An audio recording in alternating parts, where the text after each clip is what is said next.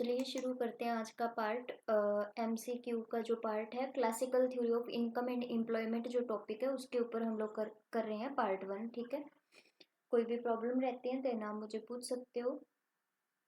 देखिए first question है हमारे पास, what was the basic construction of the classical economics regarding a competitive market economy. अब आपने क्लासिकल थॉट को याद करना है कि क्लासिकल थॉट क्या थे और फिर आंसर देना है। मैंने आपको कंप्लीट जो थ्योरी है क्लासिकल और केन्स की वो करवा रखी है यूट्यूब पे भी, और कंप्लीट बैच है वो भी आपको ऐप के ऊपर मिल जाएगा। ठीक है, तो इकोनॉमिक्स हब के नाम से आपको ऐप जो है वो प्ले स्टोर पे मिल जाएगी, आप जो है डाउनलोड कर लीजिएगा।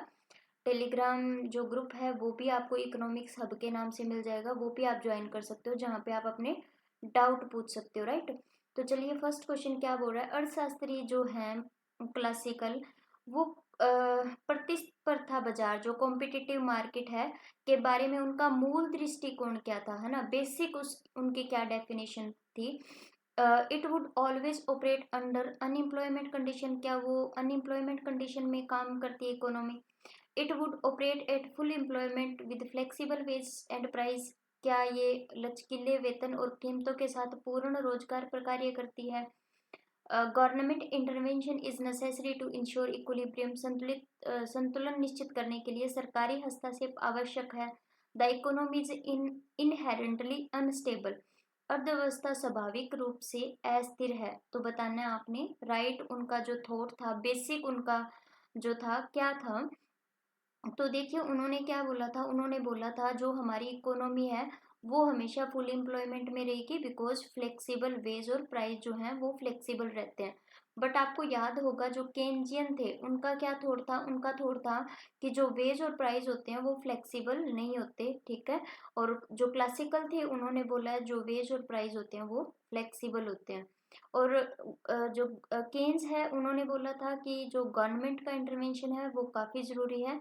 बट क्लासिकल वालों ने इसका क्रिटिसाइज किया था, उन्होंने बोला था कि गवर्नमेंट का इंटरवेंशन होना जरूरी नहीं है। ठीक है, तो यहाँ पे जो क्लासिकल की बात करें तो उनका जो बेसिक डेफिनेशन है वो हमारी बी ऑप्शन जो है वो राइट रहेगी। चलिए सेकंड क्वेश्चन कर लेते हैं। सेकंड क्वेश्चन हमसे क्या पूछा गया है, रीड आउट कीजिए और बताइए आंसर क्या रहेगा इसका। पूछा गया आपसे, according to the classical model के according the equilibrium level of income and employment are determined largely in which market, कौन सी मार्केट में जो है वो इक्विलिब्रियम फाइंड आउट किया जाएगा। शास्त्रीय मॉडल के अनुसार आय और रोजगार का संतुलन जो है वो कौन से बाजार में निर्धारित किया जाएगा, गुड मार्केट में, फाइनेंशियल मार्केट में, लेबर मार्केट में, या फिर फॉरेन एक्सचेंज मार्केट में। तो बताइए कौन सी मार्केट में जो है किया जाएगा, वो किया जाएगा लेबर मार्केट में। राइट, क्या कौन सी मार्केट में, श्रम बाजार में। गुड मार्केट है, फाइनेंशियल मार्केट है, फॉरेन एक्सचेंज मार्केट, आपको डेफिनेशन थोड़ी थोड़ी पता होगी। बट अगर हम इनकम और एम्प्लॉयमेंट क्लासिकल थॉट की बात करें तो वो कहाँ पे इक्विलिब्रियम हम डिटर्मिनेट करते हैं, लेबर मार्केट में। तो याद रखिएगा। चलिए नेक्स्ट कर लेते हैं। नेक्स्ट हमसे पूछा गया है third question, what does the demand curve, है ना, डिमांड कर्व के बारे में पूछा गया है। What does the demand curve for labour represent in the classical model, जो लेबर की जो डिमांड कर्व है वो क्लासिकल मॉडल में क्या रिप्रेजेंट कर रही है। The relationship between wage rate and unemployment, the relationship between real wage and demand for labour by employers, the relationship between nominal wage and economic growth, the relationship between interest rate and employment level, है ना। क्या पूछा गया आपसे, देखिए अगर हम classical model में लेबर की जो कर्व है, डिमांड कर्व है, उसके बारे में बात कर रहे हैं, तो यहाँ पे इंटरेस्ट रेट और एम्प्लॉयमेंट लेवल की तो बात ही नहीं हो रही है, तो डी ऑप्शन आप काट सकते हो। उसके बाद वेज रेट एंड अनएम्प्लॉयमेंट की भी इसमें कोई बात नहीं है, क्योंकि हम अनएम्प्लॉयमेंट पे बात नहीं कर रहे हैं, लेबर की डिमांड कर रहे हैं उसमें। The relationship between real wage and demand for labour by employers, या फिर the relationship between nominal wage and economic growth, है ना, इसके बारे में आप आंसर दोगे। तो इसका आंसर रहेगा सी ऑप्शन। ये हमें किसके बारे में बताएगा, नॉमिनल वेज और इकोनॉमिक ग्रोथ के बारे में, कि जितना आपका जो नॉमिनल वेज है उसको आप अप डाउन करके जो है एम्प्लॉयमेंट को इंक्रीज और डिक्रीज कर सकते हो, और उसी का जो इम्पैक्ट है वो इकोनॉमिक ग्रोथ के ऊपर आएगा। राइट, तो इसका जो सी ऑप्शन है वो राइट रहेगा। चलिए नेक्स्ट कर लेते हैं फोर्थ। देखिए आंसर क्या रहेगा। फोर्थ में आपसे क्या पूछा गया है, why is the demand curve for labour downward sloping. जो डिमांड कर्व है लेबर्स की वो डाउनवर्ड स्लोपिंग की होती है, उसके बारे में बताना आपने। Higher wage rate increase more labour supply. क्या वेज रेट आप अगर ज़्यादा होंगे तो क्या ज़्यादा लेबर्स काम करेंगे उच्च वेतन पर। Lower wage rate increase employers to hire more workers. क्या जो निम्न वेतन दरें हैं, लोअर वेज हैं, अधिक श्रमिकों को नियुक्त करने के लिए प्रोत्साहित करते हैं। The labour market operate with fixed wage. श्रम बाजार निश्चित वेतन के साथ कार्य करता है। जो लेबर मार्केट है क्या वो वहाँ पे फिक्स वेज रहते हैं। तो आपको भी पता है कि मैंने आपको बताया था कि क्लासिकल वेज रेट को फ्लेक्सिबल मानते हैं, तो आप सी ऑप्शन को काट सकते हैं क्योंकि हम फिक्स पे नहीं चलते हैं ना। उसके बाद employers prefer to invest in capital over labour. जो एम्प्लॉयर्स हैं नियोक्ता श्रम के बजाय पूंजी में निवेश करना पसंद करते हैं। तो इसका राइट आंसर क्या रहेगा वो आपने बताना है फोर्थ का। तो इसका जो राइट आंसर है वो रहेगा बी ऑप्शन। ठीक है, बी ऑप्शन। जो निम्न वेतन दरें हैं, अगर आप वेतन कम करते हो श्रमिकों का तो जो बिजनेसमैन हैं, जो काम देने वाले व्यक्ति हैं वो ज़्यादा वर्कर्स को हायर करते हैं, समझे।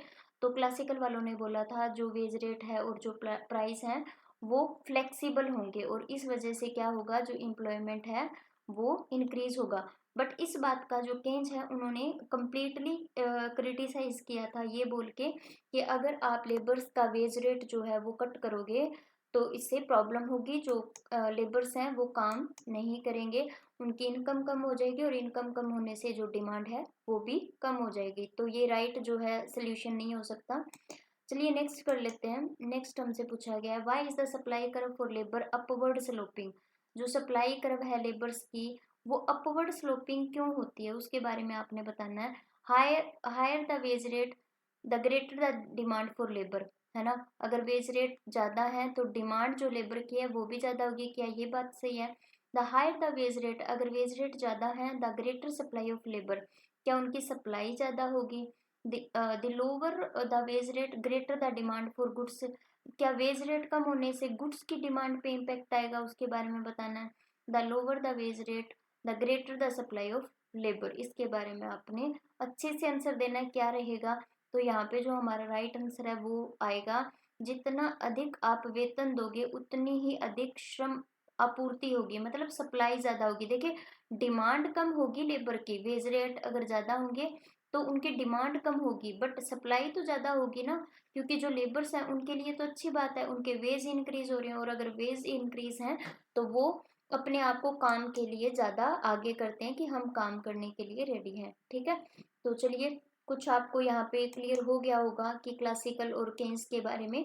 पिछली जो मेरी 3 से 4 वीडियोस हैं एमसीक्यू के ऊपर केन्स की, वो आप अच्छे से कर लीजिएगा। कंप्लीट थॉट भी आप कर सकते हो, कोई भी प्रॉब्लम होती है देन आप मुझे बता सकते हो। ठीक है, तो मिलते हैं आपसे नेक्स्ट सीरीज में। Okay bye.